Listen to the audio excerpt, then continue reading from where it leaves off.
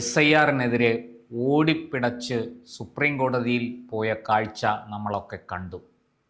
കേരളത്തിലെ മാപ്രകൾ എന്തോ ഒരു വലിയ മഹാസംഭവമായിട്ട് ഇതിനെ ചിത്രീകരിക്കുകയും ചെയ്തു. ദീദി സുപ്രീം കോടതിയിൽ കത്തിക്കയറി.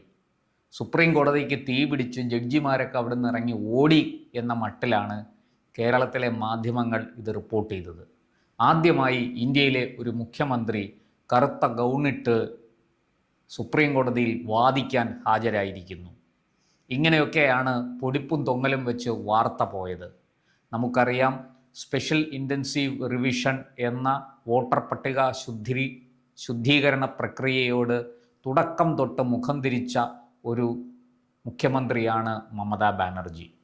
മമതാ ബാനർജി മാത്രമല്ല, തമിഴ്നാട്ടിലെ MK സ്റ്റാലിനും കേരളത്തിലെ മുഖ്യമന്ത്രി ശ്രീ പിണറായി വിജയനും ഒക്കെ ഈ ഒരു വിഷയത്തോട് വലിയ എതിർപ്പാണ് പ്രകടിപ്പിച്ചത്. ആ എതിർപ്പിൻ്റെ കാരണം അന്വേഷിച്ച് ചെല്ലുമ്പോഴാണ് വളരെ രസകരമായ പല കാര്യങ്ങളും നമ്മൾ മനസ്സിലാക്കുന്നത്. സ്വാതന്ത്ര്യം കിട്ടി 1950 മുതൽ ഒരു പരമാധികാര റിപ്പബ്ലിക്കായി മാറിയ ഇന്ത്യ നമ്മുടെ രാജ്യത്ത് നിരവധി തവണ ഈ SIR നടപ്പാക്കിയിട്ടുണ്ട്. ഏതാണ്ട് 9 തവണ വോട്ടർ പട്ടിക ശുദ്ധീകരിച്ചു, ക്രമക്കേടുകളൊക്കെ നീക്കം ചെയ്ത് വളരെ കൃത്യമായി വോട്ടർ പട്ടിക തയ്യാറാക്കി. അന്നൊന്നുമില്ലാത്ത എതിർപ്പും പരാതിയും പരിഭവവുമാണ് ഇപ്പോൾ ഉയരുന്നത്. ഈ SIR ബീഹാറിൽ നടപ്പാക്കാൻ തുടങ്ങിയപ്പോൾ തന്നെ പ്രതിപക്ഷം ഒന്നടങ്കം വലിയ വായിൽ നിലവിളിച്ചുകൊണ്ട് സുപ്രീം കോടതിയിൽ ചെന്നു. ഇതാ 19 ലക്ഷം വോട്ടർമാരെ വോട്ടർ പട്ടികയിൽ നിന്ന് പുറത്താക്കിയിരിക്കുന്നു, സുപ്രീം കോടതി അടിയന്തരമായി ഇടപെടണം, ജനാധിപത്യം ഇന്ത്യയിൽ മരിച്ചിരിക്കുന്നു, ജനാധിപത്യത്തിന് ഒരു ഉയർത്തെഴുന്നേൽപ്പ് ഉണ്ടാകണമെങ്കിൽ സുപ്രീം കോടതി ഇടപെടണം എന്നൊക്കെ ആവശ്യപ്പെട്ടുകൊണ്ടാണ് ഇവർ പരമോന്നത നീതിപീഠത്തെ സമീപിച്ചത്. ഹർജി പരിഗണിച്ച സുപ്രീം കോടതി കാര്യങ്ങൾ വിശദമായിട്ട് കേട്ടു. തെരഞ്ഞെടുപ്പ് കമ്മീഷന് പറയാനുള്ളതും പ്രതിപക്ഷ കക്ഷികൾക്ക് പറയാനുള്ളതും എല്ലാം പൂർണ്ണമായും കേട്ടതിന് ശേഷം സുപ്രീം കോടതി ഒരു തീരുമാനം പറഞ്ഞു. SIR രാജ്യം മുഴുവനും നടപ്പാക്കണം. എന്തുകൊണ്ട് നിങ്ങൾ ബീഹാറിൽ മാത്രം ഇത് നടപ്പാക്കുന്നു? തെരഞ്ഞെടുപ്പ് കമ്മീഷൻ്റെ മറുപടി ഉടൻ വന്നു.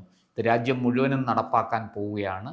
പക്ഷേ ഒരുമിച്ച് നടപ്പാക്കുക എളുപ്പമല്ല, അസാധ്യമാണ്. ഘട്ടം ഘട്ടമായിട്ടായിരിക്കും നടപ്പാക്കുക.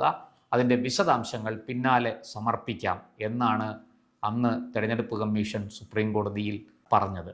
മാത്രമല്ല, ബീഹാറിൽ ഏതാണ്ട് 50 ലക്ഷത്തോളം ആൾക്കാർ കരട് വോട്ടർ പട്ടികയിൽ നിന്ന് പുറത്തായെങ്കിലും പരാതി പറഞ്ഞത് 2 പേർ മാത്രമാണ്. ബാക്കി ആരും പരാതി പറയാത്തത് എന്തുകൊണ്ടാണ് എന്ന് കോടതി ചോദിച്ചു. അതിനും പ്രതിപക്ഷ കക്ഷികൾക്ക് ഉത്തരമില്ലായിരുന്നു.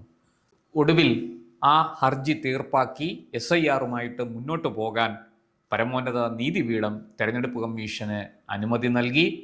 അതിൻ്റെ ചുവട് പിടിച്ച് 9 സംസ്ഥാനങ്ങളിൽ വോട്ടർ പട്ടിക, കരട് വോട്ടർ പട്ടിക തയ്യാറാക്കാൻ, ഈ ക്രമക്കേടുകളൊക്കെ നീക്കം ചെയ്ത് സ്പെഷ്യൽ ഇൻറ്റൻസീവ് റിവിഷനിലൂടെ കരട് വോട്ടർ പട്ടിക തയ്യാറാക്കാനും അത് പ്രാബല്യത്തിൽ വരുത്താനുമുള്ള നടപടികളിലേക്ക് തെരഞ്ഞെടുപ്പ് കമ്മീഷൻ കടന്നു. അതിൽ ഈ പറഞ്ഞതുപോലെ ബംഗാളും തമിഴ്നാടും കേരളവും ഒക്കെ ഉൾപ്പെടുന്നുണ്ട്. വലിയ എതിർപ്പുമായിട്ടാണ് മമത രംഗത്ത് വന്നത്. എന്നാൽ തെരഞ്ഞെടുപ്പ് കമ്മീഷൻ അചഞ്ചലമായി മുന്നോട്ട് പോയി. ഒരു വിട്ടുവീഴ്ചയ്ക്കും തയ്യാറായില്ല.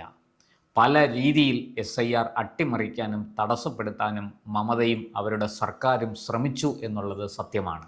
ഇപ്പോൾ അതെല്ലാം സുപ്രീം കോടതിയിൽ തെളിഞ്ഞിരിക്കുകയാണ്. മമത SIRനെതിരെ 140 പേർ ഈ SIR നടപ്പാക്കാൻ തുടങ്ങിയതിന് ശേഷം മരിച്ചു, ആത്മഹത്യ ചെയ്തു, ഇതിനകത്ത് ചിലരൊക്കെ കൊല്ലപ്പെട്ടു എന്നൊക്കെ വാദിച്ചുകൊണ്ടാണ് രംഗത്ത് വന്നത്. മാത്രമല്ല, ലക്ഷക്കണക്കിന് മുസ്ലിങ്ങളെ വോട്ടർ പട്ടികയിൽ നിന്ന് പുറത്താക്കിയിരിക്കുന്നു. മമതയുടെ വാദമാണ്, ഒരു ജനാധിപത്യ മതനിരപേക്ഷ സർക്കാർ സ്വീകരിക്കേണ്ട നിലപാടാണോ ഇത് എന്ന് നമുക്ക് കേട്ടാൽ അത്ഭുതം തോന്നും.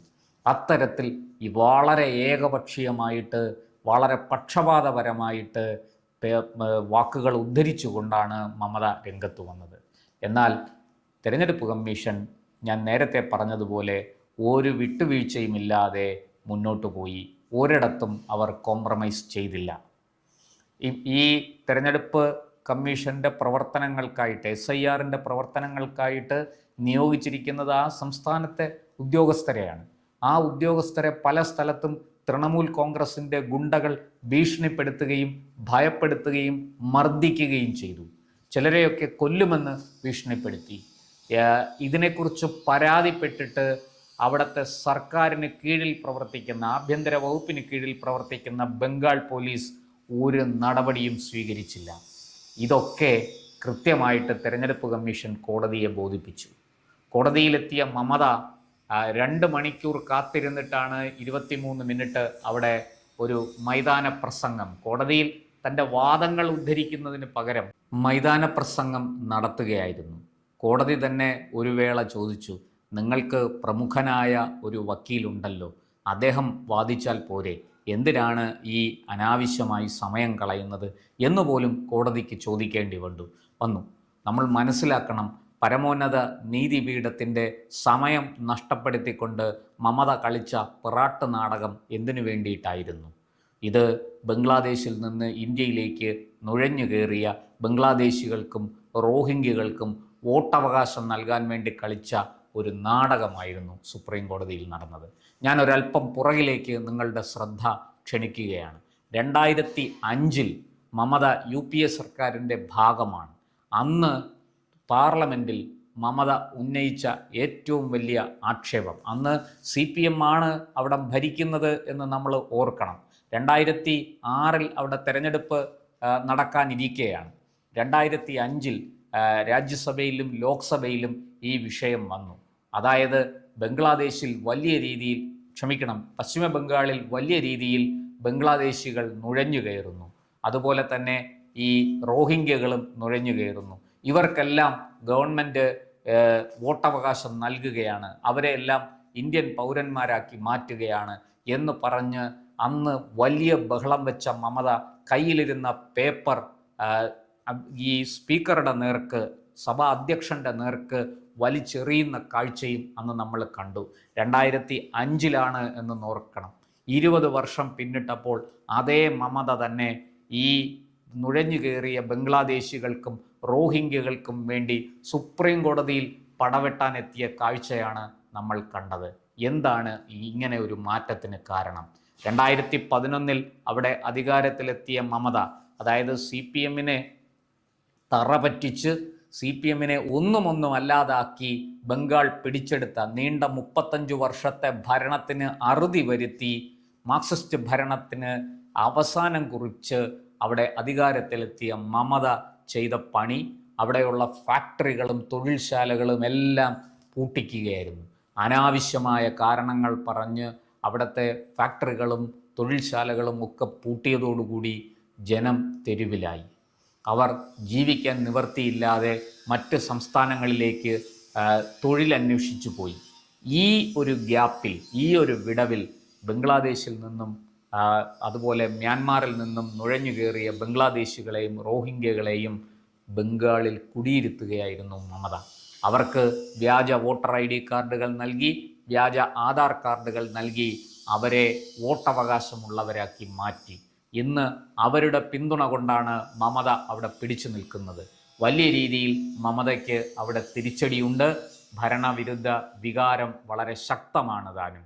അതുകൊണ്ട് തന്നെ പരാജയം മണത്ത മമത മറ്റൊരു വഴിയുമില്ലാതെ ഈ SIRനെ കണ്ണും പൂട്ടി എതിർക്കാൻ രംഗത്തിറങ്ങിയതാണ് സുപ്രീം കോടതിയിൽ കണ്ട നാടകം. എന്തായാലും ആ നാടകത്തിന് നിന്നുകൊടുക്കാൻ സുപ്രീം കോടതി തയ്യാറായില്ല. കോടതി കർശനമായ നിർദ്ദേശങ്ങൾ മുന്നോട്ട് വെച്ചു. തെരഞ്ഞെടുപ്പ് കമ്മീഷൻ്റെ പരാതിയിൽ, അതായത് ഈ SIRുമായിട്ട് മുന്നോട്ട് പോയ ഉദ്യോഗസ്ഥരെ ആക്രമിച്ചു എന്ന പരാതിയിന്മേൽ എന്ത് നടപടിയെടുത്തു, ഈ ഉദ്യോഗസ്ഥർക്ക് എന്ത് സുരക്ഷ കൊടുത്തു എന്ന് DGP എത്രയും വേഗം സത്യവാങ്മൂലം സമർപ്പിക്കണം. അതുപോലെ തന്നെ കർശനമായ നിർദ്ദേശം സർക്കാരിനും ആഭ്യന്തര വകുപ്പിനും കൊടുത്തു. ഉദ്യോഗസ്ഥന്മാർക്ക് SIR നടപടികളുമായിട്ട് മുന്നോട്ട് പോകുന്ന ഉദ്യോഗസ്ഥന്മാർക്ക് കൃത്യമായ സുരക്ഷ നൽകണം. അവരുടെ പ്രവർത്തനങ്ങൾക്ക് ഒരു തടസ്സവും വരുത്തരുത്. അനുസരിക്കാത്ത ഉദ്യോഗസ്ഥരുണ്ടെങ്കിൽ അവരെ ഉടനടി സസ്പെൻഡ് ചെയ്യണം, അവരെ മാറ്റണം. ഉചിതരായ പറഞ്ഞാൽ അനുസരിക്കുന്ന ഉദ്യോഗസ്ഥരെ നിയോഗിക്കണം. ഇങ്ങനെ കോടതി നിരവധി കാര്യങ്ങൾ ചൂണ്ടിക്കാട്ടി നിർദ്ദേശങ്ങൾ നൽകിയിട്ടുണ്ട്. എന്തായാലും മമതാ സർക്കാരിന് കനത്ത തിരിച്ചടിയായിപ്പോയി. ഒപ്പം കേരളത്തിലെ മാപ്രകൾക്കും. മമത എന്തോ ഒരു അത്ഭുത ജീവിയാണ്, അന്യഗ്രഹത്തിൽ നിന്ന് വന്നിറങ്ങിയതുപോലെ ഒരു മഹാസംഭവമാണ് എന്നൊക്കെ വരുത്തി തീർക്കാനാണ് കേരളത്തിലെ മാപ്രകൾ ഒന്നൊഴിയാതെ പരിശ്രമിച്ചത്. അവർക്കെല്ലാവർക്കും കനത്ത തിരിച്ചടി ഈ വിഷയത്തിൽ സുപ്രീം കോടതിയിൽ നിന്ന് ഇപ്പോഴുണ്ടായിരിക്കുന്ന ഈ വിധിയിലൂടെ ലഭിച്ചിരിക്കുകയാണ് എന്ന് തന്നെ പറയാം. എസ് ഐ ആറിൻ്റെ അതേ ആ ഗൗരവത്തോടുകൂടി അതേ രൂപത്തിൽ നടപ്പാക്കുക തന്നെ ചെയ്യും. അതിൽ ഒരു സംശയവും വേണ്ട. തെരഞ്ഞെടുപ്പ് കമ്മീഷനാണ് അതിൻ്റെ നടപടികളുമായിട്ട് മുന്നോട്ട് പോകുന്നത്. അത് കേരളത്തിലായാലും തമിഴ്നാട്ടിലായാലും ബംഗാളിലായാലും ശരി, SIR കൃത്യമായി നടപ്പാക്കിയിരിക്കുക തന്നെ ചെയ്യും. അക്കാര്യത്തിൽ ഒരു സംശയവും വേണ്ട എന്ന് കോടതി അസന്നിഗ്ധമായി പറഞ്ഞിരിക്കുന്നു. കൂടുതൽ വാർത്തകളും വിശേഷങ്ങളും നേരിട്ട് ലഭിക്കാൻ ജനങ്ങളിൽ നിന്ന് ജനങ്ങളിലേക്ക് ജനഭൂമി ന്യൂസ് സബ്സ്ക്രൈബ് ചെയ്യൂ. ബെൽ ബട്ടൺ അമർത്താനും മറക്കരുത്.